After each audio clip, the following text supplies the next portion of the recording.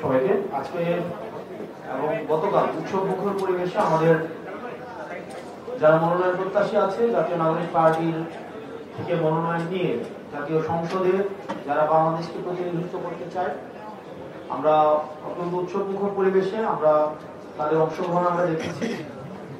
একটা গণতন্ত্রহীন একটা অবস্থান থেকে বাংলাদেশ যে গণতন্ত্রের পথে হাঁটছে, গণতান্ত্রিক রূপান্তরের পথে হাঁটছে, সেটি সূচনা হয়েছে জাতীয় নাগরিক পার্টির এই ইভেন্টগুলোর মধ্য দিয়ে। আপনারা যদি দেখেন যে আমরা প্রত্যেকটা ইভেন্টকে শুধু গণতন্ত্র যে শুধু নির্বাচনটা গণতন্ত্র বিষয়টা এমন না, এই নির্বাচনের পূর্বে যতগুলো প্রক্রিয়া রয়েছে আমরা এই প্রক্রিয়াগুলোকেও গণতান্ত্রিক করার চেষ্টা করছি, যাতে করে সবার সম্পৃক্ততা থাকে এবং সবচেয়ে যোগ্য মানুষটি উঠে আসে তার এলাকা থেকে সংসদে প্রতিনিধিত্ব করার জন্য।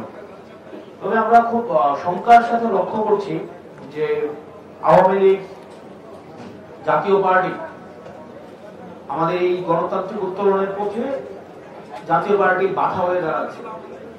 জাতীয় পার্টির কিছু পতিত যারা ফেসিবাদকে সবসময় পৃষ্ঠপোষকতা জুগিয়ে এসছে, তারা আবার ডালপালা মেলতে শুরু করেছে এবং আমরা শঙ্কা করছি আগামী নির্বাচনকে বানচাল করার জন্য নির্বাচনের প্রক্রিয়ার যেই প্রক্রিয়াটি রয়েছে সেটিকে বাধাগ্রস্ত করার জন্য জাতীয় পার্টির মাধ্যমে আমাদের পার্শ্ববর্তী দেশ ভারত, পুনরাবৃত্তি করছি, আমাদের পার্শ্ববর্তী দেশ ভারত এবং আওয়ামী লীগের যে অর্থনৈতিক যে শক্তিগুলো ছিল তারা জাতীয় পার্টির মাধ্যমেই হচ্ছে বাংলাদেশকে অস্থিতিশীল করার চেষ্টা করবে। সেজন্য নির্বাচন কমিশনকে দ্রুততম সময়ে জাতীয় পার্টি নিয়ে সিদ্ধান্ত নিতে হবে। যারা এই ফেসিবাদকে পৃষ্ঠপোষকতা জুগিয়েছে, আমাদের বিগত ভোটবিহীন মানুষের অংশগ্রহণবিহীন নির্বাচনকে যারা বৈধতা উৎপাদন করেছে, এই জাতীয় পার্টি হচ্ছে ভারতের একটা এক্সটেনশন, আওয়ামী লীগের একটা এক্সটেনশন।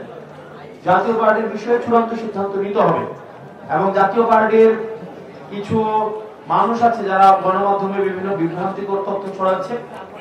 আমরা গণমাধ্যমের প্রতি আহ্বান জানাবো, আপনারা যখন তারা যখন কথা বলে বা তাদেরকে আমরা আহ্বান জানাবো, আমরা গণতান্ত্রিক পরিবেশকে সমুন্নত রাখতে চাই।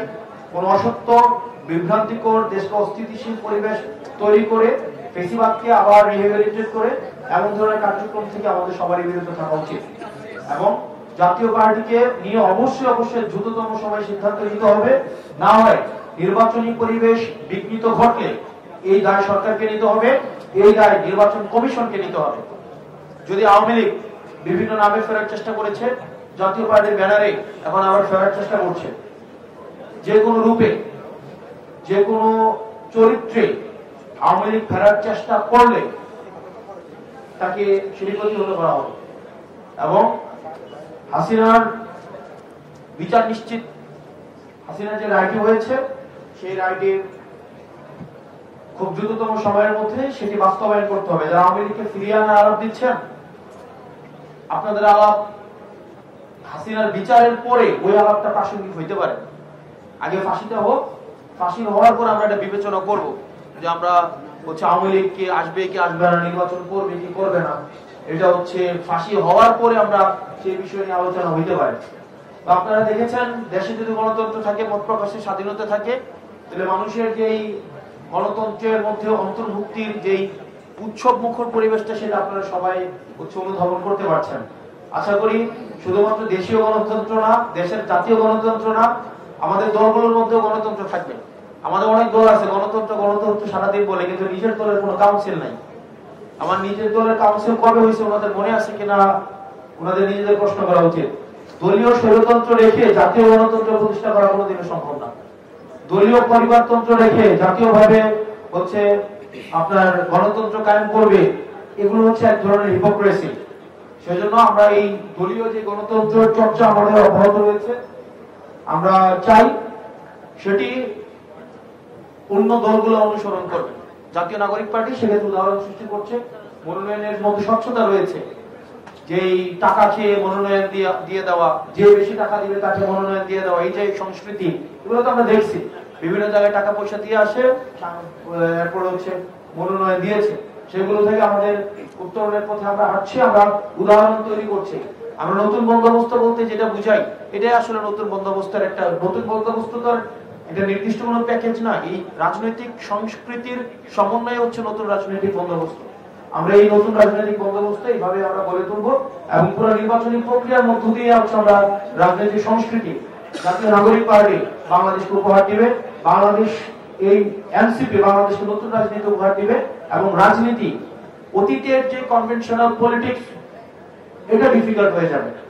যারা ভাবছেন যে পেশি শক্তি, money man media, money man media, এই ফিয়াম নিয়ন্ত্রণ করার মধ্য দিয়ে আপনারা ভোটকে নিয়ন্ত্রণ করবেন, আপনারা বোকার সঙ্গে বসবাস করছেন। জনগণকে ভরসায় নিতে হবে, জনগণের ক্ষমতায়নকে ভরসায় নিতে হবে। জনগণ দিন শেষে যে রায় দিবে সেটাকে মেনে নেওয়ার প্রবণতা থাকতে হবে। আমরা দেখছি বিভিন্ন জায়গায় বক্তব্য দিচ্ছে প্রশাসনকে তাকে কন্ট্রোল করতে হবে, ডিসি কে নিয়ন্ত্রণ করতে হবে। ডিসি এসপি এগুলো তো ভাগাভাগি চলতেছে, এখন মধ্যরাতে ডিসি পুনর্গঠিত হয়। তো এগুলা থেকে বের হয়ে আসতে হবে। আর প্রশাসনের কাছে আমরা উদাত্ত আহ্বান জানাবো, আপনারা আসলে শহীদের রক্ত এবং আহতদের আর্তনাদ আপনারা দেখেছেন। আপনারা এই প্রশাসন কিন্তু ফেসিবাদকে কাঠামোকে শক্তিশালী করেছেন। তা আপনারা এটা ভাইবেন না যে আবার পোস্টিং প্রমোশনকে আপনারা সামনে রেখে আবার একটা পাতানো নির্বাচন আয়োজনের সহায়ক আপনারা হবেন।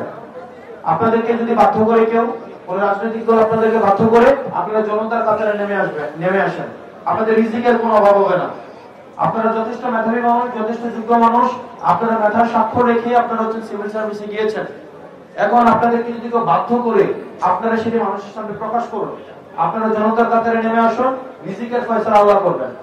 তো সেই জন্য যে রাজনৈতিক দলগুলো প্রশাসনকে ভাগ বাটোয়ারা করছে, আপনারা প্রশাসনকে ভাগ বাটোয়ারা করে এই পথ থেকে সরে আসেন।